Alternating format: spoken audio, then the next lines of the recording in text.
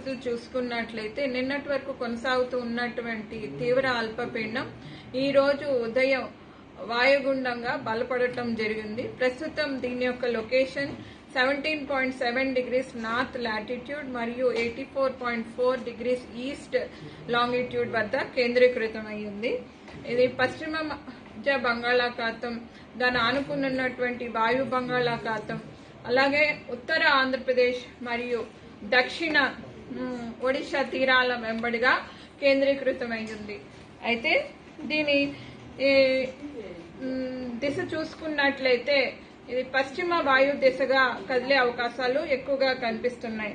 సుమారు 80 కిలోమీటర్లు ఆగ్నేయ దిశగా కళింగపట్నానికి, 120 కిలోమీటర్లు తూర్పు దిశగా విశాఖపట్నానికి కేంద్రీకృతమై ఉంది. అయితే చూసుకున్నట్లయితే దీని యొక్క ప్రభావం తెలంగాణ ప్రాంతంలో రానున్న 2 రోజులు కూడా ఉండే అవకాశం ఉంది. ఈ రోజు రేపు తెలంగాణ ప్రాంతానికి రెడ్ వార్నింగ్స్ జారీ చేయగా ఎల్లుండి హెవీ రెయిన్ఫాల్ వార్నింగ్స్ జారీ చేయడం జరిగింది.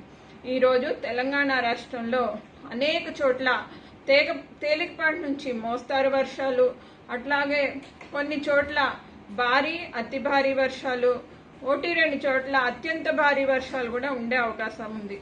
ఇక్కడ జిల్లాల వారీగా చూసుకున్నట్లయితే తెలంగాణ రాష్ట్రంలో రెడ్ వార్నింగ్స్ 7 జిల్లాలకు పెద్దపల్లి, కరీంనగర్, జయశంకర్ భూపాల్పల్లి, మూలుగు, భద్రాద్రి, ఈ ఖమ్మం, నల్లగొండ, సూర్యాపేట ప్రాంతాల్లోని కొన్ని చోట్ల భారీ అతి భారీ వర్షాలు, 1-2 చోట్ల అత్యంత భారీ వర్షాలు 20 సెంటీమీటర్ల పైనే ఉండే అవకాశం ఉంది. ఉత్తర జిల్లాలు, పశ్చిమ జిల్లాలు, మరికొన్ని జిల్లాల్లో భారీ నుండి అతి భారీ వర్షాలు కూడా ఉండే అవకాశం ఉంది. హైదరాబాద్ పరిసర ప్రాంతాల్లో మోస్తారు నుంచి భారీ వర్షాలు ఈ రోజు రాత్రికి కానీ రేపు ఉదయానికి కానీ ఉండే అవకాశాలు ఎక్కువగా కనిపిస్తున్నాయి. అట్లాగే రేపు చూసుకుంటే రేపు కూడా 1వ తారీఖున కొన్ని ఉత్తర జిల్లాలైనటువంటి ఆదిలాబాద్, నిజామాబాద్, నిర్మల్, కామారెడ్డి, అలాగే దక్షిణ జిల్లాలోని ఉమ్మడి మహబూబ్ నగర్ ప్రాంతాలకు రెడ్ వార్నింగ్స్ జారీ చేయడం జరిగింది. తర్వాత పశ్చిమ జిల్లాల్లోని కొన్ని జిల్లాలైనటువంటి ఈ సంగారెడ్డి, వికారాబాద్ ప్రాంతాల్లో ఆరెంజ్ వార్నింగ్స్, అలాగే ఈశాన్య ప్రాంతం తూర్పు జిల్లాల్లో కూడా ఆరెంజ్ వార్నింగ్స్ జారీ చేయడం జరిగింది. మిగతా జిల్లాల్లో మోస్తారు నుంచి భారీ వర్షాలు ఎల్లో వార్నింగ్స్ జారీ చేయడం జరిగింది.